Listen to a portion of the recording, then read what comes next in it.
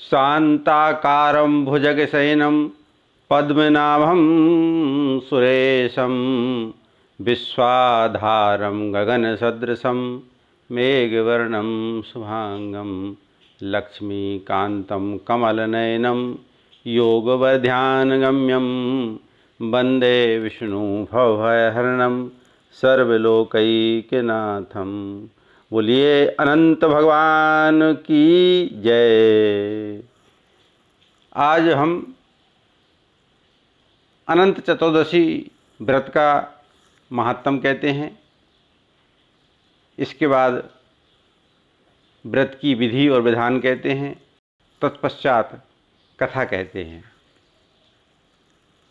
भाद्रपद मास की शुक्ल पक्ष की चतुर्दशी भगवान अनंत का व्रत रख करके मनाई जाती है।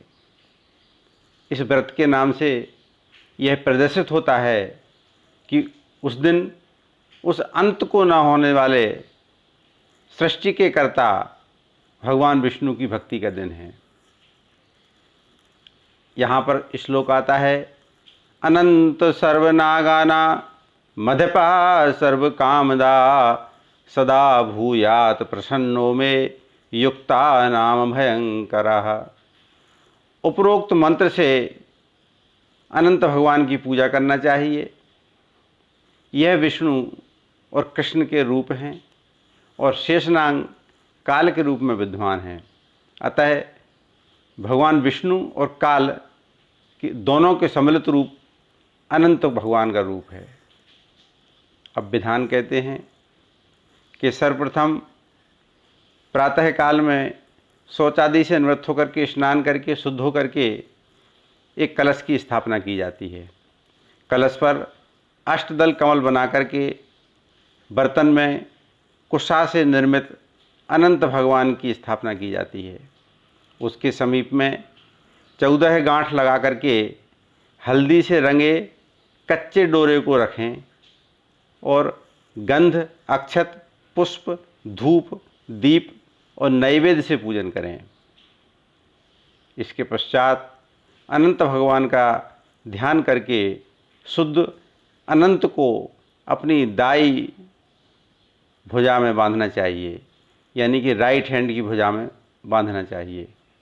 यह धागा अनंत फल देने वाला है। अनंत की जो 14 गांठें हैं वो 14 लोकों के प्रतीक हैं। उनमें अनंत भगवान विद्यमान हैं, क्योंकि काल अनंत है। काल कभी स्थिर नहीं रहता, लगातार चलायमान रहता है और उसका कभी अंत नहीं होता। अब अनंत भगवान की कथा कहते हैं कि एक बार महाराज युधिष्ठिर ने राजसूय यज्ञ किया। उस यज्ञ मंडप का निर्माण सुंदर तो था ही और बहुत ही अद्भुत भी था। उसमें स्थल में जल और जल में स्थल की भ्रांति होती थी। यज्ञ मंडप की शोभा निहारते निहारते दुर्योधन एक जगह को स्थल समझ करके और कुंड में गिर गया, यानी कि उसको जल की जगह पर वो स्थल दिखाई दिया, इसलिए वह गलती से जल के कुंड में गिर गया। द्रौपदी ने उस समय उसका उपहास उड़ाते हुए कहा कि अंधे की संतान ही अंधी है। यह बात उसके हृदय में बाण की तरह चुभ गई। कुछ दिनों बाद इसका बदला लेने के लिए पांडवों को हस्तिनापुर बुला करके धूत कीड़ा में छल से उनको परास्त कर दिया। परास्त होकर के पांडवों को 12 वर्ष का वनवास भोगना पड़ा। वन में रहते हुए पांडवों को अनेक कष्टों को सहन करना पड़ा। एक दिन वन में युधिष्ठिर से मिलने भगवान श्री कृष्ण आए। युधिष्ठिर ने उनसे सब वृत्तांत कह सुनाया और उसे दूर करने का उपाय पूछा। तब श्री कृष्ण भगवान ने उन्हें भगवान अनंत का व्रत करने को कहा। इससे तुम्हारा खोया हुआ राज फिर से प्राप्त हो जाएगा। इसके बाद में भगवान श्री कृष्ण ने युधिष्ठिर के लिए एक कथा सुनाई। प्राचीन काल में सुमंत नाम के ब्राह्मण के एक सुशीला नाम की एक सुंदर कन्या थी। वह कन्या बड़ी होने पर ब्राह्मण ने उसका विवाह कौंडिल्य ऋषि से कर दिया। कौंडिल्य ऋषि सुशीला को लेकर अपने आश्रम को चल दिए। रास्ते में रात होने पर वे नदी तट पर संध्या करने लगे। सुशीला ने वहाँ पर बहुत सी स्त्रियों को किसी देवता की पूजा करते हुए देखा। सुशीला के पूछने पर उन स्त्रियों ने विधि पूर्वक अनंत भगवान के व्रत की महत्वता समझा दी।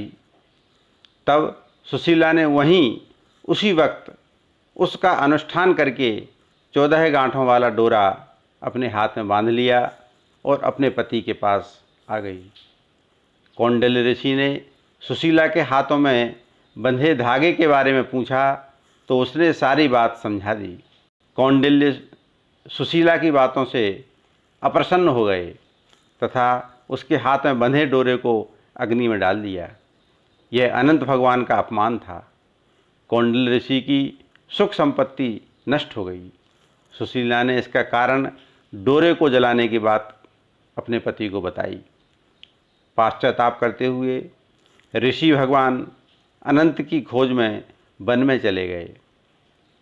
जब वे भटकते भटकते निराश होकर के गिर पड़े और बेहोश हो गए तो भगवान अनंत दर्शन देकर बोले कि हे कौंडिल्य, मेरे अपमान के कारण ही तुम्हारे ऊपर इन मुसीबतों का पहाड़ टूटा है। तुम्हारे पाश्चाताप के कारण मैं प्रसन्न हूँ। आश्रम जाकर के 14 वर्ष तक विधि पूर्वक विधान पूर्वक अनंत व्रत करो, तुम्हारे सारे पाप नष्ट हो जाएंगे। कौंडिल्य ने वैसा ही किया। उन्हें सारे कष्टों से मुक्ति मिल गई। श्री कृष्ण भगवान की आज्ञा मान करके युधिष्ठिर ने भी अनंत भगवान का उस समय व्रत किया, जिसके प्रभाव से पांडवों को महाभारत युद्ध में विजय प्राप्त हुई। बोलिए श्री कृष्ण भगवान की जय, बोलिए अनंत भगवान की जय, बोलिए विष्णु भगवान की जय।